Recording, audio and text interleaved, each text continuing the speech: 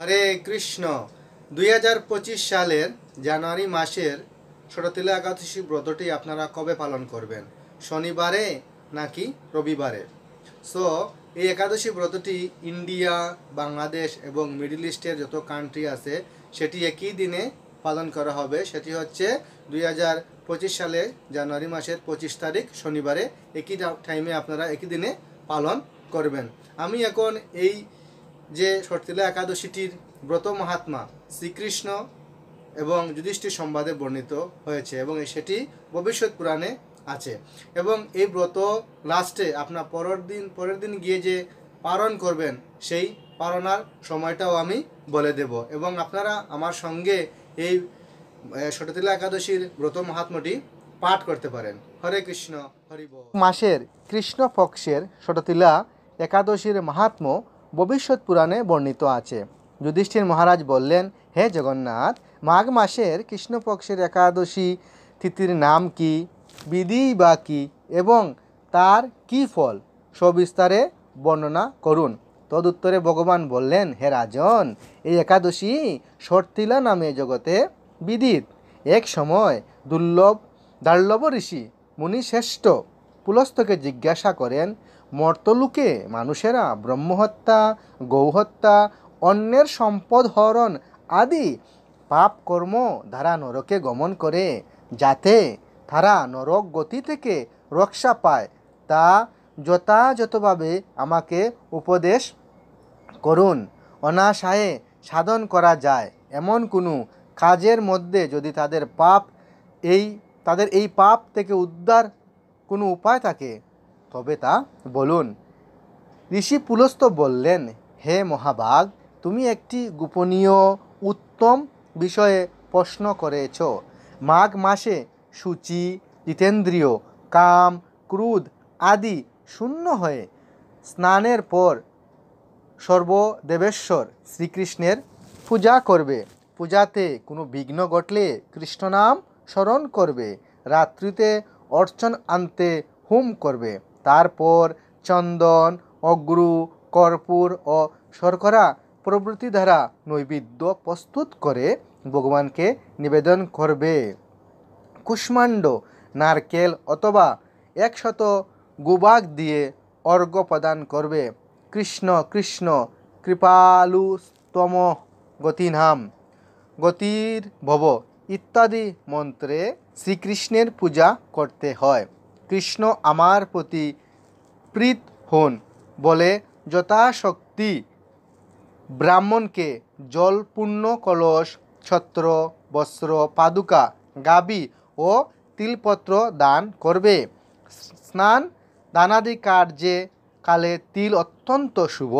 হে দ্বিজ উত্তম, ওই প্রদত্ত তিল থেকে পুনরায় যে তিল উৎপন্ন হয় তত বছর ধরে দানকারী স্বর্গলোকে বাস করে। তিল দ্বারা স্নান, তিল শরীরে ধারণ, তিল জলে মিশিয়ে তা দিয়ে তর্পণ, তিল ভোজন এবং তিল দান, এই 6 প্রকার বিধানে সর্বপাপ বিনষ্ট হয়ে থাকে। এই জন্য এই একাদশীর নাম ষট্টিলা। হে যুধিষ্ঠির, এক সময় নারদও এই ষট্টিলা একাদশীর ফল ও ইতিহাস সম্পর্কে জানতে চাইলে যে কাহিনী আমি বলেছিলাম তা এখন তোমার কাছে বর্ণনা করছি। পুরাকালে মর্তলোকে এক ব্রাহ্মণী বাস করত। সে প্রত্যহ ব্রত আচরণ ও দেব পূজা পরায়ণ ছিল। উপবাস ক্রমে তার শরীর অত্যন্ত ক্ষীণ হয়ে গিয়েছিল। সেই মহাসতী ব্রাহ্মণী অন্যের কাছ থেকে দ্রব্য আদি গ্রহণ করে দেবতা, ব্রাহ্মণ, কুমারীদের ভক্তিভরে দান করত, কিন্তু কখনো ভিক্ষুককে ভিক্ষা দান ও ব্রাহ্মণকে অন্নদান করেনি। এইভাবে বহু বছর অতিক্রান্ত হলো। আমি চিন্তা করলাম, কষ্টসাধ্য বিভিন্ন ব্রত করার ফলে এই ব্রাহ্মণীর শরীরটি শুকিয়ে যাচ্ছে। সে যথাযথভাবে বৈষ্ণবদের অর্চন করছে, কিন্তু তাদের পরিতৃপ্তির জন্য কখনো অন্ন দান করেনি। তাই আমি একদিন কাপালিক রূপ ধারণ করে তামার পাত্র হাতে নিয়ে তার কাছে গিয়ে ভিক্ষা প্রার্থনা করলাম। ব্রাহ্মণী বলল, হে ব্রাহ্মণ, তুমি কোথায় থেকে এসেছো, কোথায় যাবে তা আমাকে বলো। আমি বললাম, হে সুন্দরী, আমাকে ভিক্ষা দাও। তখন সে ক্রুদ্ধ হয়ে আমার পাত্রে একটি মাটির ঢেলা নিক্ষেপ করলো। তারপর আমি সেখান থেকে চলে গেলাম। বহুকাল পরে সেই ব্রাহ্মণী ব্রত প্রভাবে সশরীরে স্বর্গে গমন করল। মাটির ডেলা দানের ফলে একটি মনোরম গৃহ সে প্রাপ্ত হলো। কিন্তু হে নারদ, সেখানে কোনো ধান চাল কিছুই ছিল না। গৃহ শূন্য দেখে মহাক্রোধে সে আমার কাছে এসে বলল, আমি ব্রত কৃচ্ছ সাধন ও উপবাসের মাধ্যমে নারায়ণের আরাধনা করেছি। এখন হে জনার্দন, আমার গৃহে কিছুই দেখছি না কেন? হে নারদ, তখন আমি বললাম, তুমি নিজ গৃহে দরজা বন্ধ করে বসে থাকো। মর্তলোকের মানবী সশরীরে স্বর্গে এসেছো শুনে দেবতাদের পত্নীরা তোমাকে দেখতে আসবে, কিন্তু তুমি দরজা খুলবে না। তুমি তাদের কাছে ষটতিলা ব্রতের পূর্ণ ফল প্রার্থনা করবে। যদি তারা সেই ফল প্রদানে রাজি হয় তবেই দরজা খুলবে। এরপর দেবপত্নীরা সেখানে এসে তার দর্শন প্রার্থনা করল। ষটতিলা ব্রতের ফল পেলেই কেবল সেই মানবী দর্শন দেবেন জেনে তাদের মধ্যে এক দেবপত্নী তার ষটতিলা ব্রতজনিত পুণ্যফল তাকে প্রদান করল।